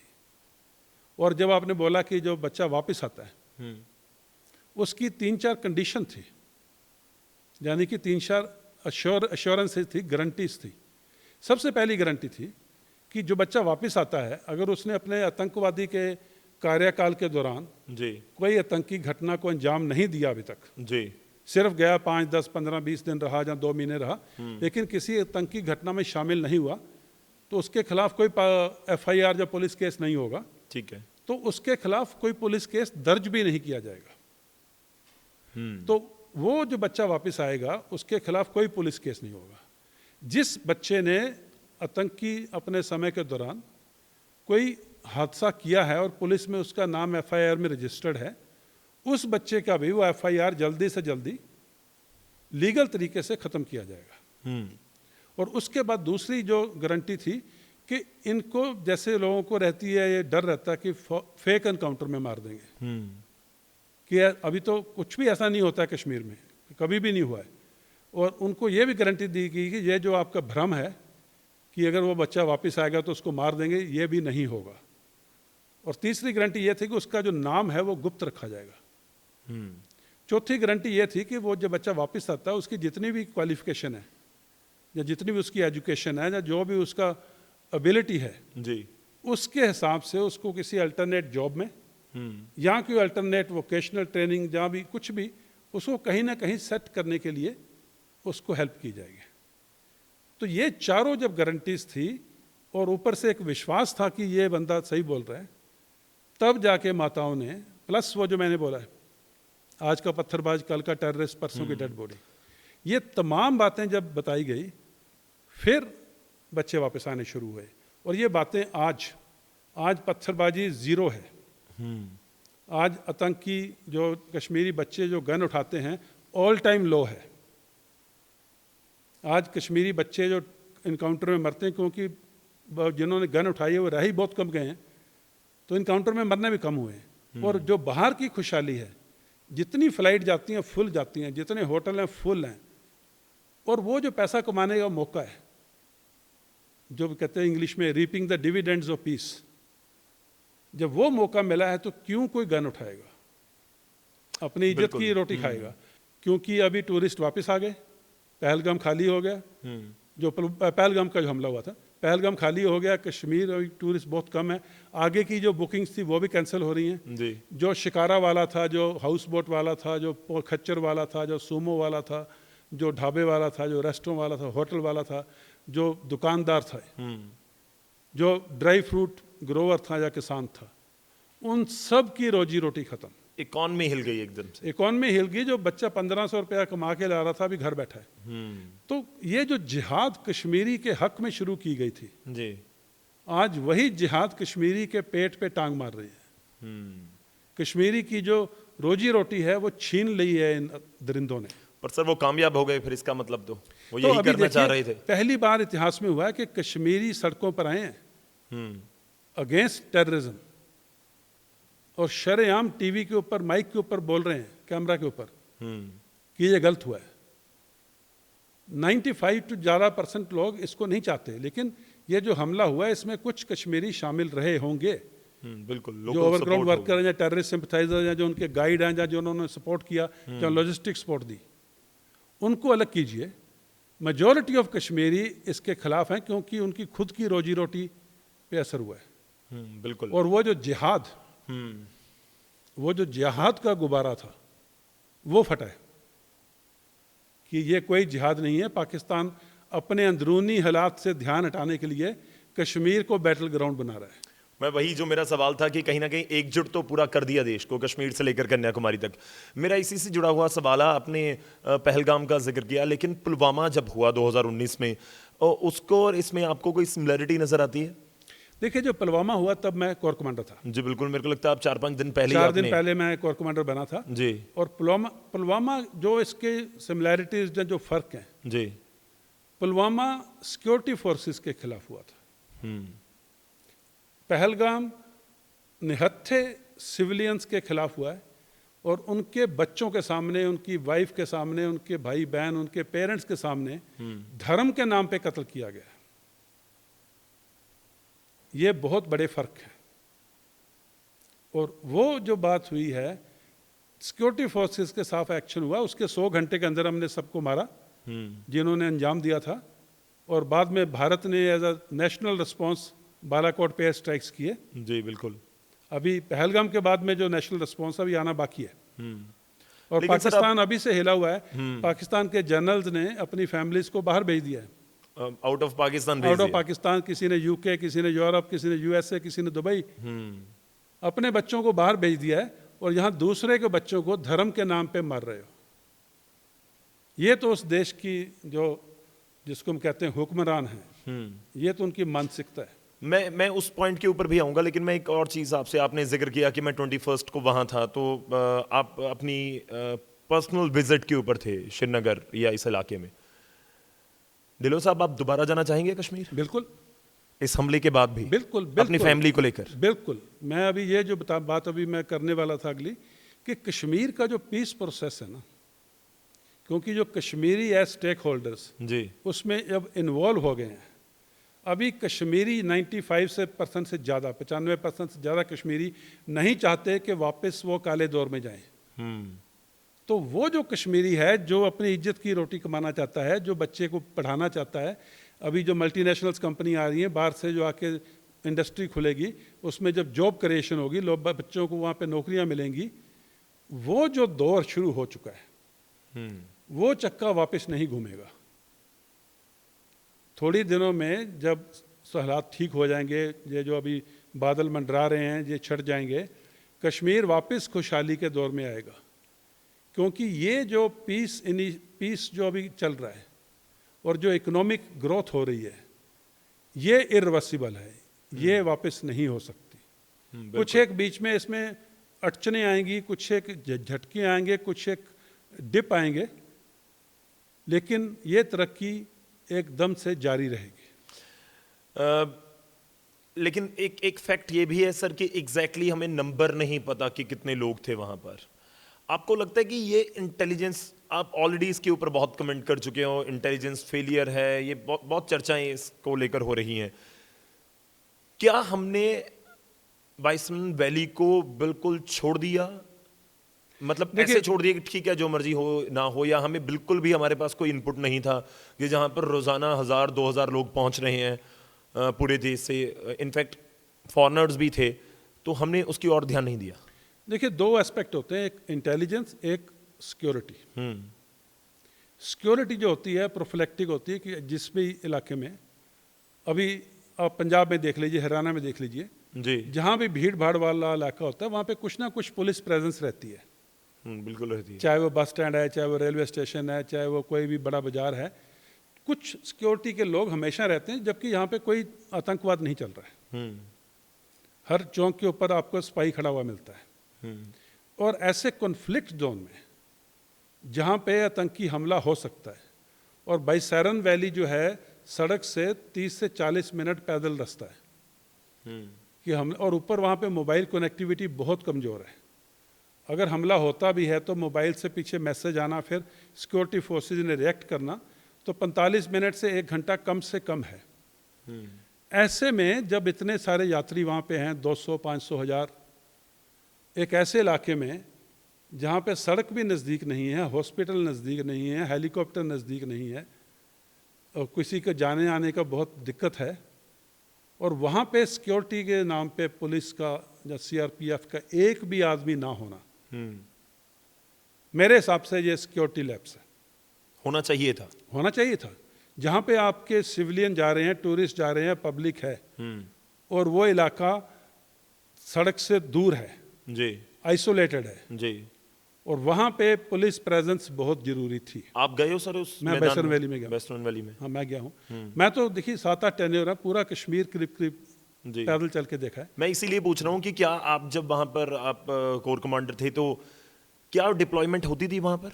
देखिए, ये जो Specifically उस पहलगाम जगह का पर। जो इलाका है, और क्योंकि टूरिस्ट आते रहते हैं जी, यहाँ पे, जो मिलिट्री की डिप्लॉयमेंट, जी, सिक्योरिटी फोर्सेस जो हैं उसमें मिलिट्री शामिल है, यानी कि आर्मी, राष्ट्रीय rifles, Jammu Kashmir police, special operation group जो कि जम्मू कश्मीर पुलिस का हिस्सा है, सीआरपीएफ जो कि जम्मू कश्मीर पुलिस के अंडर काम करती है, और इसके अलावा बीएसएफ, डिपेंडिंग के कहाँ कहाँ पे ज़रूरत है। जी, तो ये जो पहलगाम के आसपास का इलाका है ये जनरली आम करके पुलिस के कंट्रोल में रहता है। ठीक है। मिलिट्री या राष्ट्रीय राइफल की यूनिट्स पास में हैं, लेकिन वो सिर्फ काउंटर टेरर ऑपरेशन के लिए निकलती हैं, या रोड ओपनिंग के लिए निकलती हैं, जिसको रोड की सुरक्षा देनी, जब कोई मिलिट्री कॉन्वॉय आ रही है। तो यहाँ पर ये जिम्मेवारी पुलिस की और सीआरपीएफ की थी, या ओवरऑल पुलिस की थी, और वहाँ पे एक भी पुलिसमैन का ना होना, जबकि 100 की या 1000 की तादाद में वहाँ पे, आपको लगता है ये भी यात्री थे। इन्वेस्टिगेशन का पार्ट है? बिल्कुल है, और मेरे को पक्का यकीन है, क्योंकि जो सीनियर ऑफिसर्स हैं कश्मीर में जी, बहुत काबिल ऑफिसर्स हैं, और वो जरूर इस बात को देखेंगे कि ये क्या लैप्स हुआ, किसकी गलती है, और ये पक्का सामने आएगा। और रही बात इंटेलिजेंस की, नो, इंटेलिजेंस गैदरिंग जो है वो बहुत एक पचीदा तरीका होता है। उसमें एक होती है ह्यूमन इंटेलिजेंस, यानी कि आपने नज़र से देखा कि ये बाहर का आदमी है, तो जो आपका मुखबिर होगा या खबरी होगा वो आपको फ़ोन करेगा कि साहब बाहर के आदमी दिखाई दिए हैं, यहाँ पे सस्पेक्टेड है, सस्पेक्टेड बंदे दिखे हैं। जहाँ कोई मोबाइल से बातचीत कर रहा है कि मैं आ रहा हूँ और आप मुझे वहाँ मिलिए, तो आप उस मोबाइल को इंटरसेप्ट करते हो कि ये तो इस इलाके में नया मोबाइल खुल गया है, तो फिर आप उसको गाइड कर, उसको आप उसको सर्वेलेंस रखते हो, तो आपको खबर मिलती है। इसके अलावा और टेक्निकल तरीके हैं। नौ पहलगाम जैसा इलाका, जबकि टूरिस्ट सीजन शुरू हो चुका है, जो लोकल आदमी हैं वो सिर्फ 15, 20, 25% है। जो ढाबे वाले हैं वो बाहर से आए हैं, जो ढाबे का स्टाफ है वो बाहर से आया है। पोनी वाले कुछ लोकल हैं, कुछ कश्मीर से, कुछ रजौरी पुंछ से आए हैं। जो टैक्सी वाले हैं वो कुछ लोकल हैं, मोस्टली बाहर से आए हैं। और यात्री तो 100% ही बाहर से आए हैं। बिल्कुल। तो वहाँ पे ये बात पकड़ना कि साहब ये बाहर का आदमी दिखाई दिया है, जबकि 80% लोग बाहर के हैं। और ये नया मोबाइल खुला है, जबकि 70% मोबाइल सुबह खुलते हैं, शाम को बंद हो जाते हैं। यात्री आते हैं, बिल्कुल नए फोन मोबाइल उस इलाके में नए खुल जाते हैं, और शाम को यात्री श्रीनगर वापस चले गए, जम्मू चले गए, जहाँ फ्लाइट लेके वापस गए, तो वो मोबाइल अगले दिन नए मोबाइल खुलते हैं। तो इसलिए ऐसे इलाके में इंटेलिजेंस गैदरिंग बहुत मुश्किल हो जाती है। लेकिन फिर भी इंटेलिजेंस की खबर आनी चाहिए थी। मैं और एक मिनट गौरव जी, एक मिनट। और इसमें क्या होता है कि इंटेलिजेंस को बोलना कि इंटेलिजेंस से ये खबर नहीं आई, ये सही नहीं होगा। क्योंकि अगर 100, हमें एक चीज़ का ध्यान रखना कि हम किसी छोटी सी टेररिस्ट ऑर्गेनाइजेशन के खिलाफ एक्शन नहीं कर रहे। हमारे सामने पूरा एक देश है पाकिस्तान, जो इन सब आतंकवादी घटनाओं को अंजाम दे रहा है। उस देश की मिलिट्री, उस देश की ISI, उस देश का पैसा और उस देश का पूरा सपोर्ट है। और वो अगर 100 हरकत करने के लिए अपने बंदे भेजता है, और इंटेलिजेंस एजेंसी उसमें से 99 या 99 को विफल कर देती है या सफल नहीं होने देती। लेकिन एक ऐसा होता है कि जो इंटेलिजेंस की पकड़ में नहीं आता, और वो पुलवामा जहाँ पहलगाम जैसे एक बड़ा हमला में तब्दील होता है। दुख है उस बात का कि वो नहीं होना चाहिए था। बिल्कुल। लेकिन क्योंकि जो 99 रोक दिए गए, उसके बारे में इंटेलिजेंस एजेंसी जिक्र नहीं करते, टीवी पे नहीं आते, अखबार में नहीं आते। तो वो जो 99 विफल किए हैं और एक निकल गया, तो मैं इसको इंटेलिजेंस फेलियर नहीं मानता। हाँ जी, मैं कहता हूँ कि ये भी नहीं निकलना चाहिए था। बिल्कुल। लेकिन वही इंटेलिजेंस एजेंसीज, पुलवामा में मैं कोर कमांडर था, अगर पुलवामा हो गया तो वही इंटेलिजेंस एजेंसी ने 100 घंटे के अंदर खबर दे के वो सारे टेररिस्ट को ख़त्म करवाया। 14 फरवरी को पुलवामा हुआ, 24 फरवरी को पुलवामा 2 होने वाला था। जो आतंकवादी था उसने अपना पूरा नमाज वगैरह पढ़ लिया था, वीडियो बना लिया था, गाड़ी में एक्सप्लोजिव रख दिया गया था, और फिर इंटेलिजेंस की खबर आई और 24 फरवरी को हमने उस मॉड्यूल को भी ख़त्म किया। मैंने अपनी किताब में जिक्र किया है जी। तो अगर इंटेलिजेंस फेलियर होता तो ये 100 घंटे में कैसे मारे जाते और 24 फरवरी वाला पुलवामा 2 कैसे रुक जाता। मैं वही कह रहा था कि मैं एक आर्टिकल पढ़ रहा था कि डेली के बेसिस के ऊपर, जैसे आपने जिक्र कर दिया कि 100 इंटेलिजेंस की इनपुट्स आती हैं, तो उनमें से कितनी आप बहुत सीरियसली ले रहे हो, कितने के ऊपर काम हो रहा है। लेकिन मैं एक और छोटी सी चीज़ इसमें जानना चाहूँगा कि ये जो आतंकी हमले प्लान किए जाते हैं, क्या ये भी छोटे बड़े होते हैं या सारे इस तरीके से ही प्लान किए जाते हैं कि ज़्यादा से ज़्यादा कैजुअलिटीज़ हों, ज़्यादा से ज़्यादा उसका इम्पैक्ट हो? देखिए, ये जो हमले पाकिस्तान मिलिट्री द्वारा प्लान किए जाते हैं जी, ये अलग अलग समय के डिमांड के हिसाब से, उनकी नज़रिए से कि उनकी रिक्वायरमेंट क्या है। जैसे आपने देखा होगा कुछ साल पहले, 1 साल 1.5 साल पहले, जो कश्मीर के बाहर के लोग वहाँ पे काम करने गए थे, मजदूरी करने गए थे, जहाँ कोई छोटा मोटा अपना बिजनेस करने गए थे, जिनको नॉन लोकल्स बोलते हैं, उनको कत्ल किया जाता था।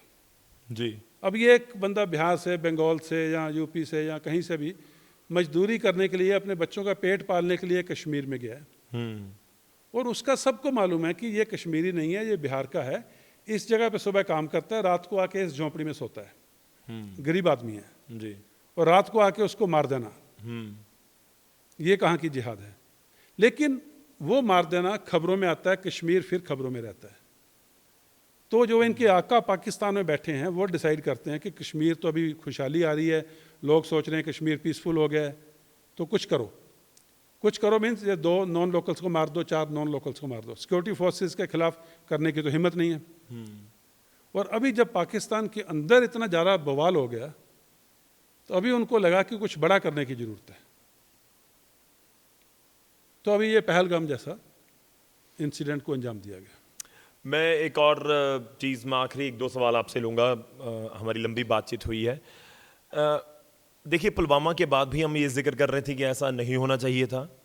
आपने कहा कि 100 घंटे में हमने एक तरह से वो आप कहिए कि एक तरह से रिवेंज ले लिया, लेकिन उसके बाद भी ये घटनाएं हो रही हैं। 6 साल बाद फिर हम उसी स्टेज के ऊपर खड़े हैं जहाँ पर कुछ लोगों को हमने गवा दिया, और इस बार तो कुछ अलग ही हो गया कि हिंदू मुसलमान कर दिया उन्होंने, और दूसरा आम लोगों को, टूरिस्टों को अटैक किया। एक एग्जाम्पल है बिल्कुल पड़ोसी राज्य पंजाब, जहाँ इस समय हम बैठे भी हैं। तो पंजाब अगर मिलिटेंसी के दौर से बाहर आ गया या आ सकता है, तो क्या कश्मीर के लिए भी पॉसिबल है? क्या जीरो हो सकता है वहां पर? बिल्कुल, किसी भी टेररिस्ट जो होती है, टेररिस्ट तो जो एक चलता है किसी भी स्टेट में, जी। टेररिज्म का जो दौर चलता है, उसमें जो आखिरी के 10% है, पहले यहाँ पे हजारों में थे टेररिस्ट कश्मीर में, अभी टेररिस्ट की गिनती 100 से कम है पूरे कश्मीर में। पूरे कश्मीर में, और उसमें भी 80% तो पाकिस्तानी हैं जिनको ज़बरदस्ती भेजा गया है कि जाके कुछ करो। और ये फेज़ जो है, ये एक आखिरी फेज़ रहता है टेररिज्म को ख़त्म करने का। इसे कहते हैं कंसोलिडेशन फेज़। यानी कि जो भी कार्रवाई अभी तक सिक्योरिटी फोर्सेस ने की, जहाँ अवाम के साथ में जो उनका कोऑर्डिनेशन रहा, या इंटेलिजेंस एजेंसी ने, अभी लास्ट का जो 10% है जी, अभी उसको ख़त्म करना है। और क्योंकि नंबर ऑफ टेररिस्ट कम हो गए हैं, ये कंसोलिडेशन फेज सबसे ज़्यादा, जिसको हम कहते हैं TDS होता है, या टाइम कंज्यूमिंग होता है। इसमें 2-3 बात होती हैं। एक तो होता है कि टेररिस्ट की गिनती कम रह गई है जी। गिनती कम रहेगी तो वो नज़र कम आएंगे, वो भी अपने आप को बचा के चलेंगे, और वो ज़्यादा किसी घटना को अंजाम नहीं देंगे कि उनके पास प्रोटेक्शन नहीं है। और इसीलिए पीस आता है। जब पीस आता है तो लोग बाहर निकलते हैं, लोग अपनी रोज़मर्रा की ज़िंदगी में कमाई करने जाते हैं। तो सिक्योरिटी फोर्सेस का क्या होता है कि हर 2 साल में बदली होते हैं जी। टेन्योर 2-2.5 साल का रहता है, छोड़ के जम्मू कश्मीर पुलिस, वो भी 2-2.5 साल में जम्मू कश्मीर से निकल के जम्मू चले जाएंगे, जहाँ साउथ कश्मीर से नॉर्थ कश्मीर में चले जाएंगे, जहाँ हेडक्वार्टर में आ जाएंगे, हेडक्वार्टर से वापस फील्ड में चले जाएंगे। तो क्योंकि 2-2.5 साल में सिक्योरिटी फोर्सेस चेंज होती हैं, जो नए सिक्योरिटी फोर्सेस वाले आते हैं उनको लगता है कि यार 5-6 साल से तो कुछ हुआ नहीं, इसका मतलब सारा पीसफुल हो गया। इंग्लिश का लफ्ज़ है कॉम्प्लेसेंसी जी। यानी कि ऐसी आपके अंदर भावना आनी शुरू होती है कि अब तो आतंकवाद खत्म हो गया। लेकिन आतंकवाद खत्म हुआ नहीं होता है, कंसोलिडेशन फेज अभी भी चल रहा है। और ये सिर्फ कश्मीर की बात नहीं, ये वर्ल्ड ओवर की बात है। ये जो कंसोलिडेशन का दौर है, ये सबसे लंबा चलता है और इसमें सबसे ज़्यादा टाइम लगता है, मेहनत लगती है। अभी कश्मीर में वो दौर चल रहा है, इसमें अप्स एंड डाउन्स आते हैं। कंसोलिडेशन का दौर पंजाब में आपको 95 लगता है, जब बेअंत सिंह का असैसिनेशन हो जो गया? आखिर के जो 3-4 साल 5 साल थे, जी। वो कंसोलिडेशन थी, जहाँ पे इक्का दुक्का लोग अभी भी कोई कार्रवाई करते थे। और लेकिन जब पब्लिक ने बोला कि हमें नहीं चाहिए, हम तो बहुत खुश हैं, वो दौर कश्मीर में भी अभी चल रहा है। जब पब्लिक सपोर्ट बंद हो जाएगी, अगर मान लो पूरे गांव में एक आदमी रह गया जो अभी भी टेररिज्म को सपोर्ट कर रहा है, और उसके बाद में ऐसा हादसा हो जाता, तो गांव वाले ही उस आदमी को निकाल के बाहर कर देंगे कि तेरे कारण पूरे गांव के ऊपर देखो इतना बड़ा नुकसान हो गया। तो वो फेज अभी चल रहा है, धीरे धीरे आएगा। तो इसके बारे में कितना टाइम लगता है। और पंजाब और कश्मीर, टेरेन अलग है, डेमोग्राफी अलग है, बिल्कुल। रिलीजन कंपोनेंट अलग है, and alignment of religion with Pakistan अलग है।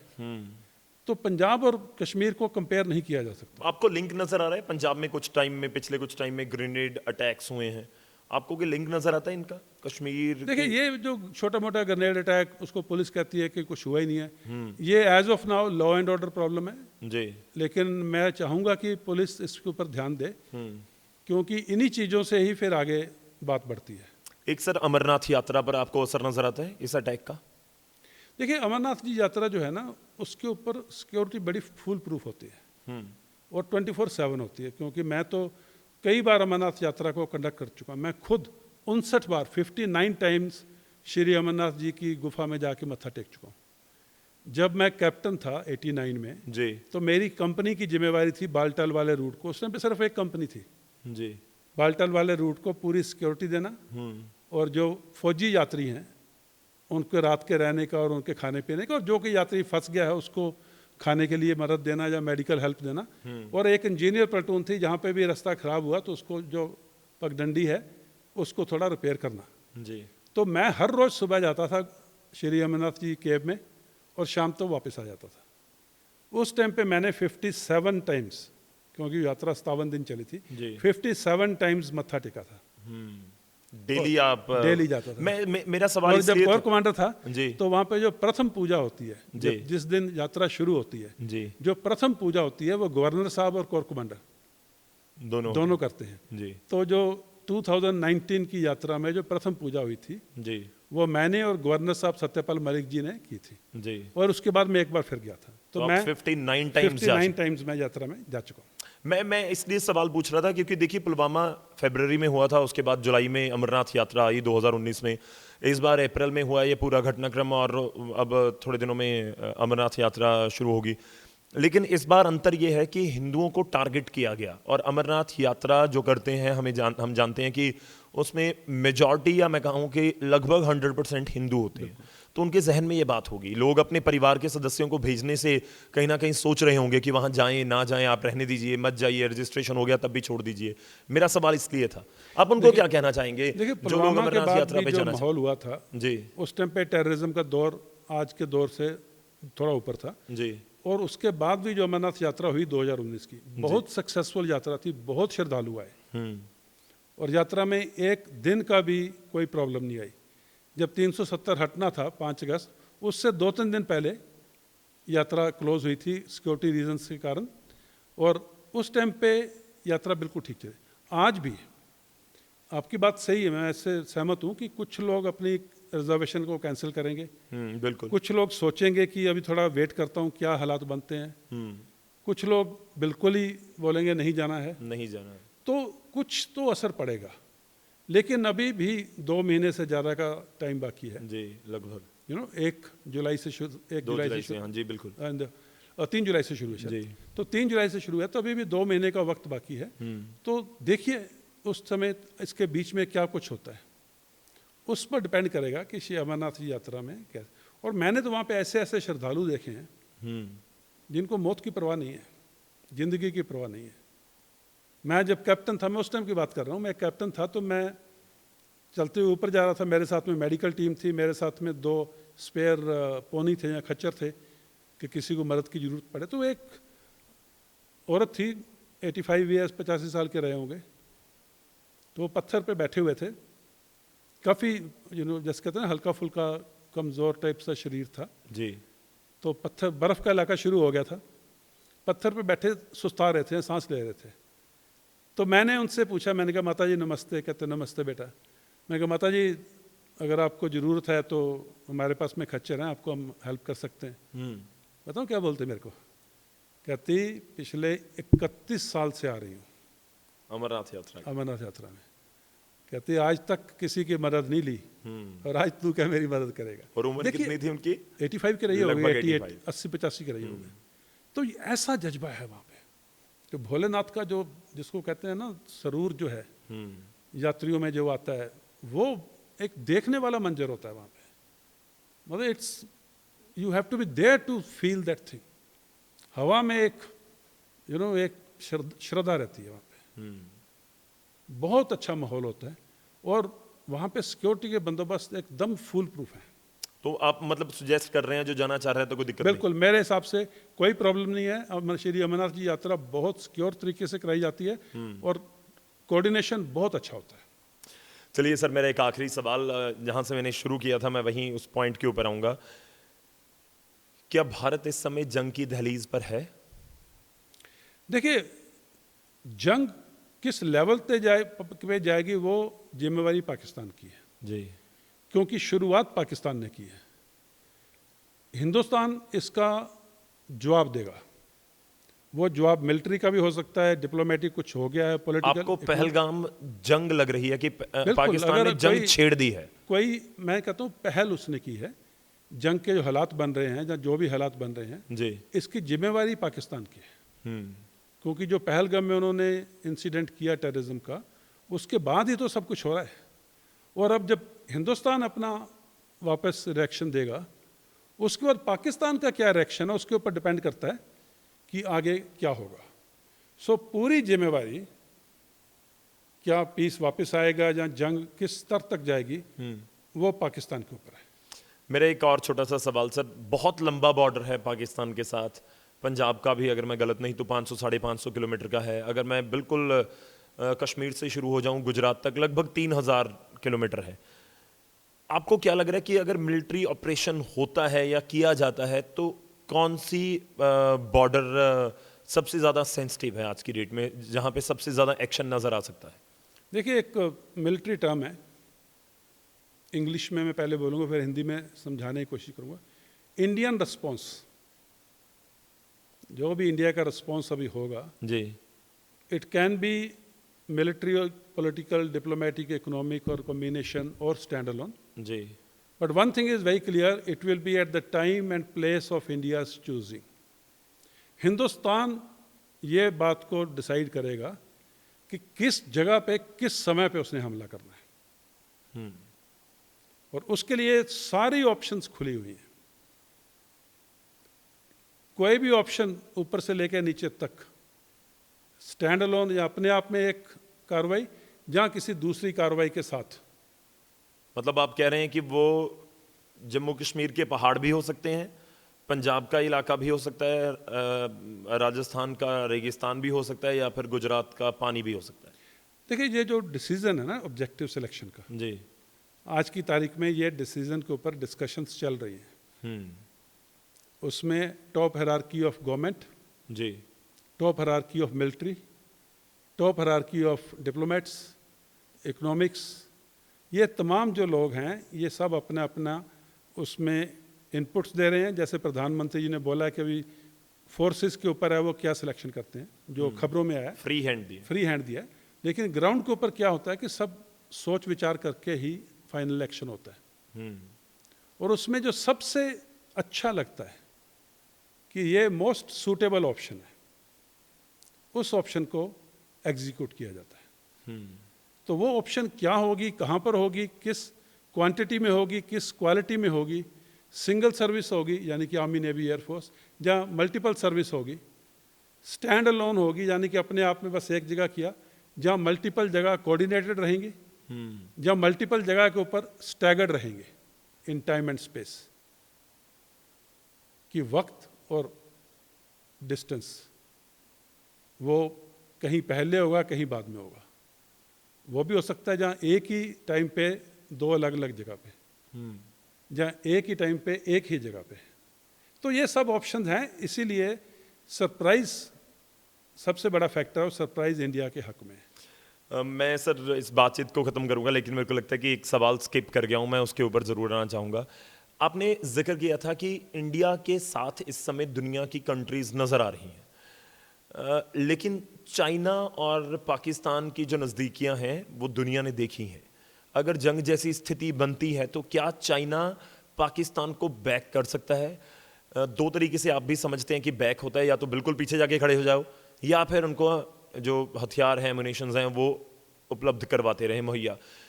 पाकिस्तान का उछलना, लोग कह रहे हैं, इस समय चर्चा हो रही है सोशल मीडिया पर कि पाकिस्तान के लोग जिस तरह से या खासतौर पर पॉलिटिशियंस उछल रहे हैं उसके पीछे कहीं ना कहीं चीन बोल रहा है। देखिए, मैं चीन पे आता हूँ।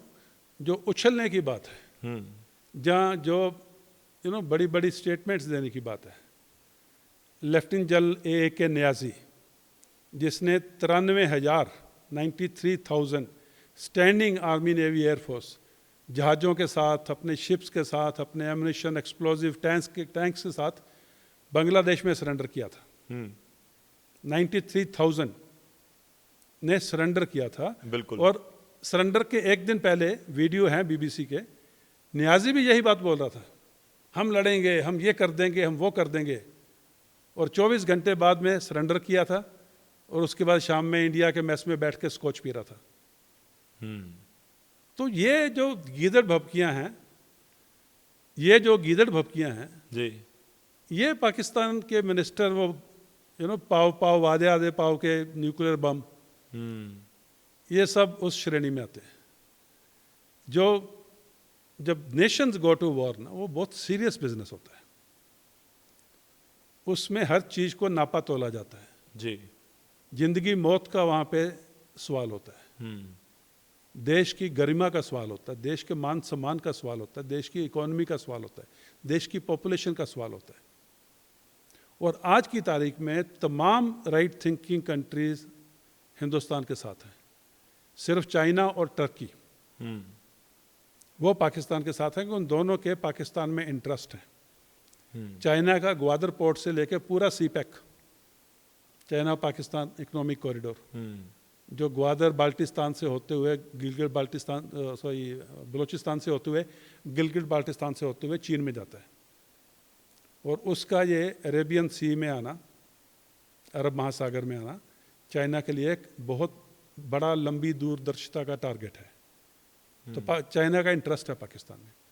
और दूसरी बात जो सोशल मीडिया की आपने बात की, सोशल मीडिया पे एक बात और भी आ रही है कि हमें दुनिया, पाकिस्तानी कह रहे हैं हमें दुनिया वाले नहीं मरने देंगे या हारने देंगे।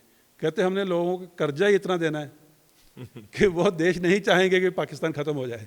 तो चाइना ने पाकिस्तान को इतना कर्जा दे रखा है जी, और चाइना नहीं चाहेगा कि उसका कर्जा डूब जाए। तो China will support Pakistan but not actively, मेरे हिसाब से। और इसी में मैंने जिक्र किया था कि डिप्लोमेटिक ऑप्शन, डिप्लोमेसी जो है अभी क्यों वक्त लग रहा है। डिप्लोमेट्स अपना हर जगह जा करके, आपने देखा तो हमारे ज्वाइंट सेक्रेटरी तालिबान के पास भी गए। तो जो डिप्लोमेट्स है वो अपना काम कर रहे हैं, ताकि दूसरे देश, डिप्लोमेट्स जो हैं वो अपना काम कर रहे हैं ताकि बिल्कुल। दूसरे देश इस जंग में पाकिस्तान के साथ ना रहें।